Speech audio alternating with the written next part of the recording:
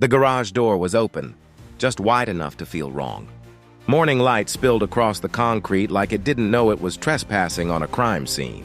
Inside the house, silence clung to the walls, heavy and unearned. On the living room floor lay Shauna Tef, stiff, bloodied, unmoving, already gone long before anyone thought to save her. The first voice to describe her death would belong to her husband, calling 911 like a man reporting bad weather. Funny how the truth often arrives wearing a calm tone. Hello guys, welcome to my channel where interesting stories of true crimes, mysteries, and cold cases are told. Don't forget to like this video, subscribe, share it with your friends, and drop your thoughts in the comments section below. See, hours earlier, Shauna had been alive, clocking out of the Palms Casino at 3:01 a.m., heels sore, tips heavy, mind exhausted. A cocktail waitress in Las Vegas makes money fast and trusts slow, and Shauna had learned that balance well.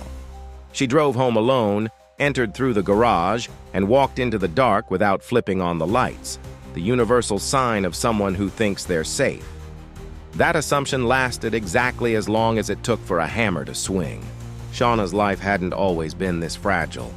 Raised Mormon, cheerful, driven, and independent, she reinvented herself in Las Vegas, where she met George Tef, a firefighter, a West Point graduate, a man who looked homely. Together, they built a family, a home, and eventually resentment. Money tightened, control crept in. Love became leverage.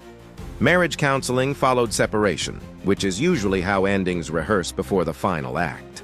When George discovered Shauna's body, police focused on him, briefly. His alibi was airtight, firehouse records, custody logistics, grief performed flawlessly. Investigators looked elsewhere because sometimes it's easier to suspect a stranger than dismantle a hero. The case cracked when a homeless man named Noel Stevens confessed to killing a woman with a hammer.